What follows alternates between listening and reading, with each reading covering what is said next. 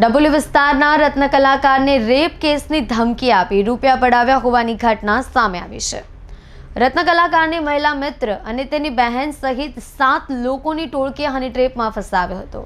જહાંગીરપુરા પોલીસે 3ની ધરપકડ કરી 4ને વોન્ટેડ જાહેર કર્યા હતા।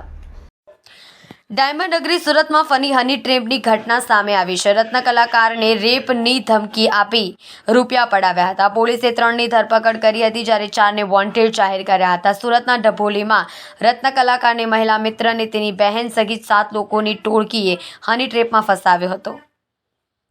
રેપ કેસની ધમકી આપી 2 લાખ રૂપિયાની માંગણી કરી હતી। રત્ન કલાકાર 70,000 રૂપિયા આપવા તૈયાર થયો હતો। રત્ન કલાકારે 50,000 રૂપિયા ઓનલાઈન ટ્રાન્સફર કરાવ્યા અને 5,000 રોકડા આપી દીધા હતા। ત્યારબાદ આરોપીઓએ રત્ન કલાકારના પિતાને આ બાબતે જાણ કરવાની ધમકી આપી પૈસા માંગ્યા હતા। રત્ન કલાકાર આ બાબતે જહાંગીરપુરા પોલીસ સ્ટેશનમાં ફરિયાદ નોંધાવી હતી। પોલીસે છટકું ગોઠવી ચંદ્રેશ પાંડવ, તેની પત્ની ચંદ્ર અને 30 વર્ષીય નંદની પાંડવની ધરપકડ કરી હતી। ઉપરાંત હરેશ, હિતેશ સહિત 4 લોકોને વોન્ટેડ જાહેર કર્યા હતા। રત્ન કલાકારની મિત્રતા નંદની સાથે ફેસબુકના માધ્યમથી થઈ હતી। નંદની રત્ન કલાકારને મળવા બોલાવતી હતી પરંતુ યુવક જતો ન હતો। નંદનીએ દબાણ કરતા 21 ફેબ્રુઆરીએ રાત્રે તે જહાંગીરપુરાના ઇસ્કોન સર્કલ પાસે નંદનીને મળવા ગયો। રોજ ગાર્ડન પાસે રત્ન કલાકાર નંદની સાથે વાત કરતો હતો। તેવામાં 2 ઈસમો આવ્યા હતા। ત્યારબાદ અન્ય 3 ઈસમો આવ્યા। તમામે રત્ન કલાકારને બંધક બનાવ્યો અને તેની પાસેથી બાઇકની ચાવી લઈને બાઇક ઉપર બેસાડી વરિયાવ રોડ ઉપર લઈ ગયા હતા। મહિલાના પતિ સહિતના લોકોએ રત્ન કલાકારને બળાત્કારના ગુનામાં ફસાવી દેવાની ધમકી આપી 2 લાખની માંગણી કરી હતી।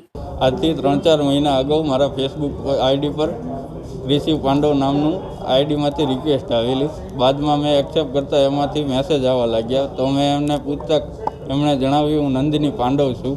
તેમ કરીને થોડા દિવસ અમારે વાતચીત થઈ। બાદમાં એણે મારી પાસેથી ઇમરજન્સી હોસ્પિટલના કામ હોવાથી મારે પૈસાની જરૂર છે તેમ કહીને 1-2 વખત પૈસા માગેલા।